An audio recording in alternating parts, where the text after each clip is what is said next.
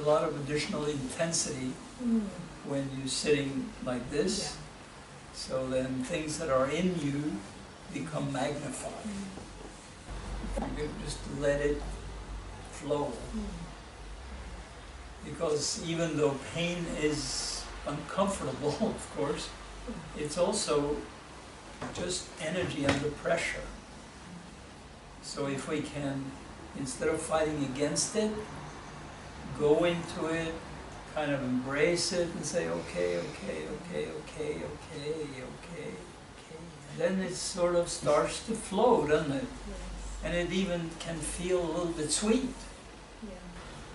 Rudy, my teacher, said, pain is God's love. So most people, you know, the minute they feel pain, they think, oh, how am I going to get rid of this pain? Shall I go to the bar? Shall I go to the medicine cabinet?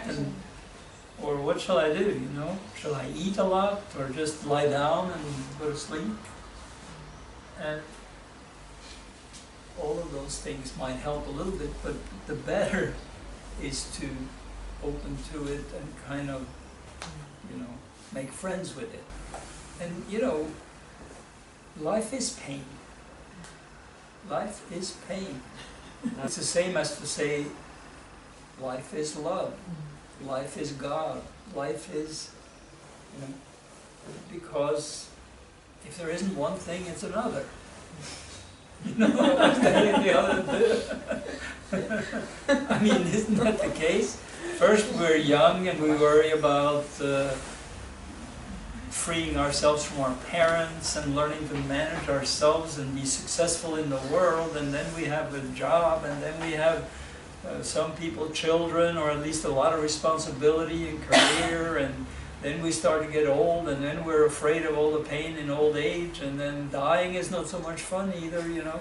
So you have all of that stuff all the time. There's something. And it's all painful. But we can really train ourselves to have the attitude that we can open our heart and we can say, oh, I'm grateful for life, even with the pain. Even though this is a problem, or that's a problem, or that's a challenge, and this doesn't feel good, and that doesn't feel good. And of course we get depressed sometimes, and of course we get feeling bad. But the difference is, you know, if we just sort of say, okay, I cannot do anything about it, then you are right. You can't do anything about it.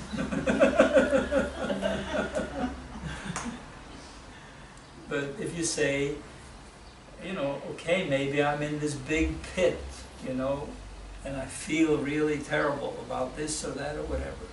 But if you have this attitude of saying, okay, I can take a breath, I can open my heart, I can be conscious of my own state, and I can gradually start to dig myself out of that hole.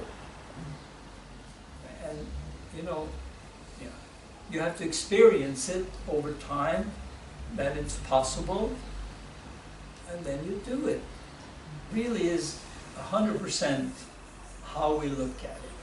And there are so many examples of people, you know, who have had very, very, very difficult lives, but have, and a lot of pain, but have still managed to have a really uplifting experience, and have also been able to benefit other people by that. And it really is possible to transform yourself. And for me, you know, this has been something that is very gratifying. Gratitude because of, you know, having the experience, to have because of the being able to transform. manage To transform yourself better and transform. For having a practice and for having had help in using it too. And gratitude is very much better than anger and disappointment. And we will feel those things too. It's not that there's anything wrong with feeling anything, but when we feel those things, we can be conscious of, well, I want to open myself, even though it takes time, you know, I want to work at it. So then all of a sudden, instead of getting more and more and more stuck and depressed, you are on your way to transforming yourself. And that sense of being on your way, that sense of growing, is really important to have. But it takes discipline and it takes work, you know, you have to pay a price. You can notice, just sitting like we did tonight, some little shift in yourself. You can feel, you know, you had some experience of shift, correct? Mm-hmm. Yeah. And then you know, oh, by focusing in this way inside, by breathing this way and consciously opening myself, I can really feel a different state. And we have all these feelings, I'm not good enough, I'm too young, I'm too old, I'm not this enough, that enough, whatever. Well, we don't have to engage in those things more than necessary, you know, and then we can use this simple technique and open. And of course, if we have a group of people who are working with us doing that, and somebody trying to help us a little bit with some teaching along the way, this is very useful. It's stronger when you sit together. Yoga is fabulous to do, and it's a very good base for doing what we're doing here, you know. And so, but here you also go even a little deeper, because you really go into your psychic system very consciously. You go in and say, well, what's in here? Am I really open? Is it really flowing? And of course, some days you are, automatically. Sun is shining, everything's wonderful. And other days, you're not.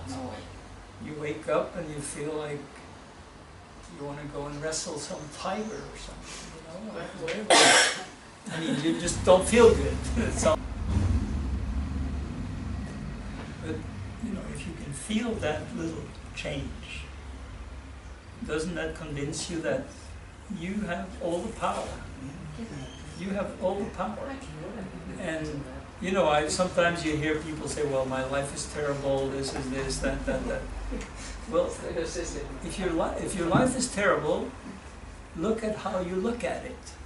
You know, when I came to my teacher and learned the practice, he had the habit of giving everybody everything right away. And then you work for 50 years to figure it out. That would be lifestyle. So, you know, it is challenging. It is challenging, and it is an advanced kind of thing. You know, you're bringing the attention in there to really open your chakras. And you have to learn how to, you know, you use your will, but you don't want to use your will so much that you lock up. Let go. Yeah.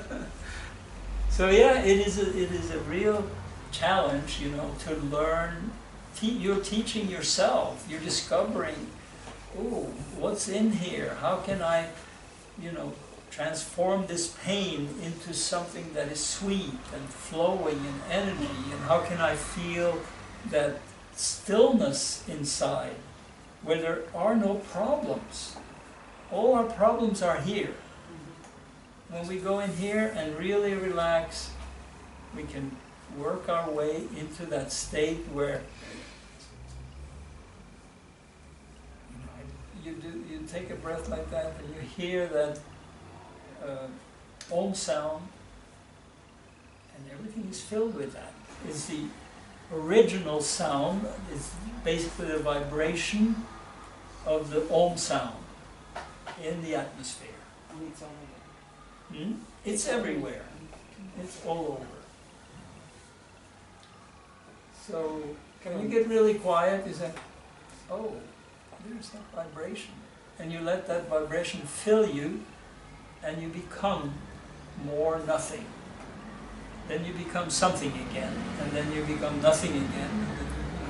More and more you can identify with that nothingness, which basically is everything. Then you become one. You can have that experience of being one with yourself and everything else.